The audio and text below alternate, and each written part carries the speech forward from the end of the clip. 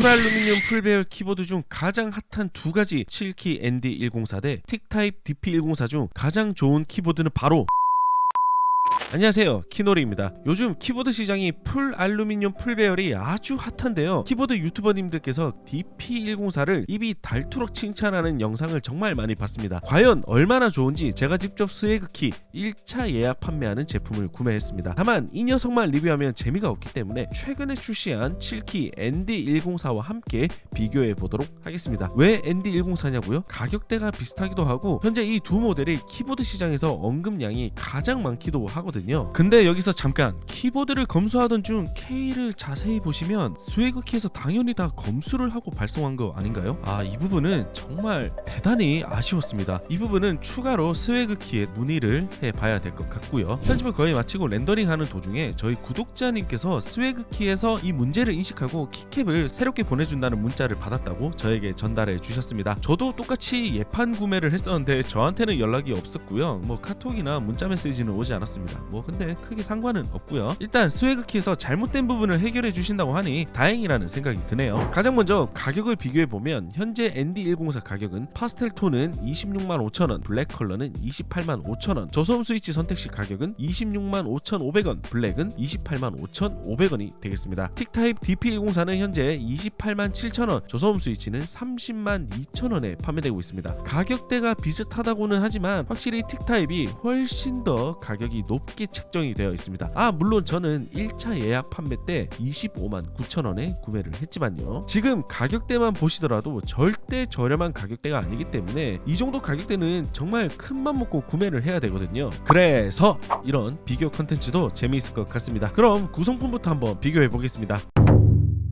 ND104 구성품부터 보면 기기식 키보드에서 주로 보던 구성품이지만 한 가지 다른 점은 가스켓 마운트와 히든 스토리지가 있다는 점입니다. 이 가스켓에 대해서는 따로 얘기하도록 하고요. 틱타입 DP104 구성품은 일단 키보드 가방을 제공해주는 점이 상당히 마음에 들었습니다. 하지만 구성품으로는 DP104가 조금 더 좋았습니다. ND104는 박스 패키징은 예쁘지만 비닐에 들어있는 부분은 DP104와 비교했을 때 아쉬운 점이라 할 수 있겠습니다.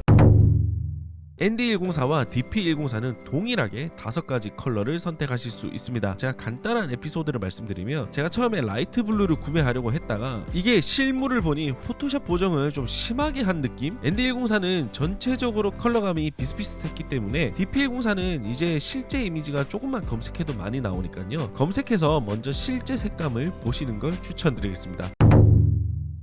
ND104 디자인부터 살펴보겠습니다. 디자인은 좀 더 직선적이면서도 투박한 느낌인데요, 제가 사용하는 블랙 컬러는 메탈스러운 실버 컬러의 키캡과 잘 어우러진 느낌이고, 방향키 위쪽에 인디케이터 LED로 포인트를 잘 주고 있습니다. 그리고 이 기능키 부분에 히든 스토리지를 할 수 있는데 이건 그냥 펀한 요소를 넣어준 것 같고요. LCD 화질 역시 상당히 선명하고요, 계산기로도 활용이 가능한 점이 재미있는 요소가 되겠습니다. 하판 디자인은 7키 고유 디자인이 그대로 들어가 있습니다. 마지막으로 F13키를 제공하고 있고요. DP104는 확실히 재기발랄한 모습인데요, 훨씬 더 통통 튀는 듯 하면서도 자기만의 개성이 뚜렷한 느낌입니다. 특히 제가 에보 80 때도 직접 구매해서 리뷰한 적이 있는데, 에보 80 때는 조금 점잖은 느낌이라면 이 친구는 개성이 확실히 뚜렷한 친구입니다. 하판 역시 살펴보면 DP104 로고가 큼지막하게 들어가 있는데 최근에 출시한 에보 75와도 상당히 비슷한 뉘앙스로 느껴졌습니다. 빛반사로 이렇게 반짝거리는 부분은 스테인리스 미러 폴리싱 마감이 들어갔다고 하는데 디테일이 상당히 좋은 키보드입니다. 하지만 DP104는 F13키는 제공하지 않는 정석적인 풀 배열이 되겠습니다. 디자인은 취향이기 때문에 정석적이면서도 차분한 디자인은 ND104, 재기발랄하면서도 디테일이 돋보이는 키보드 디자인 DP104가 되겠습니다.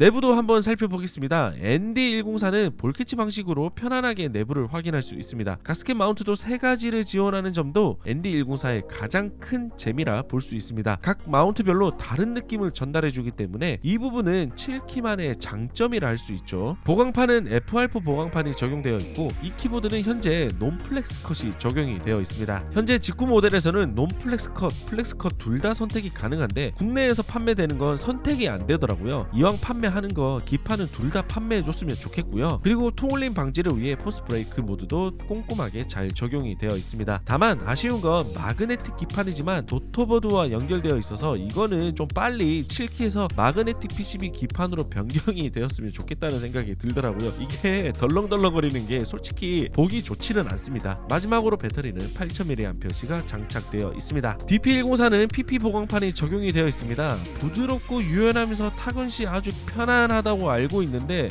이거 직접 살펴보니 딱딱하더라고요. 색다른 PP 보강판인가 이거 싶기도 했습니다. 당연히 이 제품도 핫스왑이 가능하고 ND104와 동일하게 볼 캐치 방식이 적용되어 있습니다. 다만 ND104와 다른 건 리프 스프링이 장착이 되어 있는 점이죠. 재미있는 부분은 하부에 위치한 리프 스프링에 여기 가스켓에 닿는 건데 상판에는 가스켓이 결합 방식으로 붙게 되는 점도 제법 농익은 키보드랄까요? 기판은 플렉스컷이 적용이 되어 있습니다.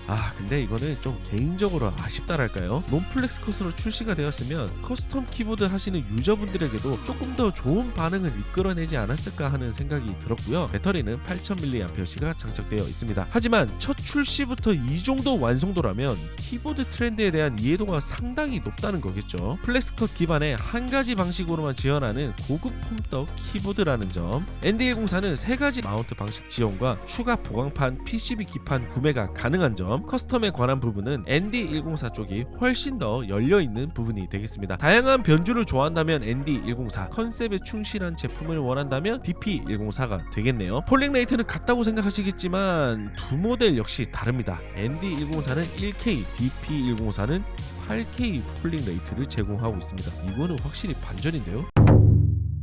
LCD와 인디케이터도 살펴보겠습니다. ND104는 확실히 정갈한 느낌이죠. 화질 또한 상당히 선명한 편에 속합니다. 다만 확실히 좀 투박한 느낌이 있기 때문에 DP104를 보다가 이 녀석을 보면 선이 굉장히 굵은 느낌입니다. 아기자기한 맛은 없는 키보드이고요. DP104는 투명 액정에 구현되는 느낌이 아주 재미있습니다. 인디케이터에서도 RGB가 멋있게 구현되는 점도 개인적으로는 정말 마음에 들었고요. 버튼을 누르면 효과가 변경이 되고 빨간색 버튼은 색상이 변경이 됩니다. 인디케이터에 위치한 버튼은 볼륨 조절이 되는데 솔직히 이거는 좀 별로였습니다. 그냥 디자인 포인트를 주기 위한 요소 정도로만 느껴졌습니다. DP104는 아주 단단한 타건감, FR4 보강판이 적용된 ND104 역시 단단한 타건감을 느끼게 해주었기 때문에 이 부분은 서로 굉장히 비슷한 느낌이었습니다. 개인적으로 저소음 스위치까지 전부 구매해서 하면 좋았겠지만 이 부분은 조금 제 개인적으로도 매우 아쉬웠습니다. 자, 먼저 두 가지 스위치 타이핑 사운드 한번 들어보겠습니다.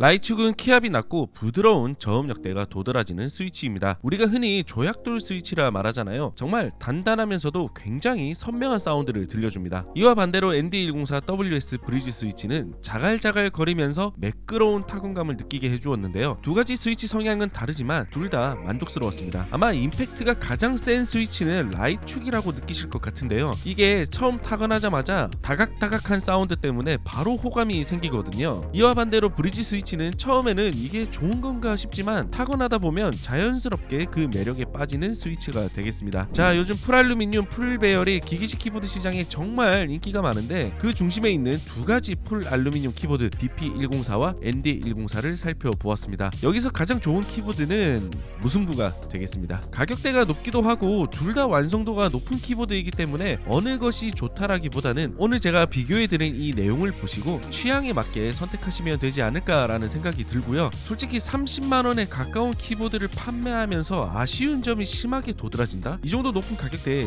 있을 수 없는 일이라 생각이 듭니다. 그리고 키보드 유저 혹은 소비자분들께서 이 키보드를 구매하실 때 정말 큰맘 먹고 구매하시기 때문에 사실 쉬운 결정은 아니기도 하니까요. 그 결정에 이 영상이 도움이 되셨다면 구독과 좋아요 하시죠. 자, 오늘 리뷰는 여기까지고요. 키노리 채널 구독해주시면 다양한 키보드 관련 정보와 더불어 마우스 등 빠르게 영상으로 만나보실 수 있습니다. 구독해주시면 다음 영상에서도 만나 뵙겠습니다. 이상 키노리였습니다. 감사합니다.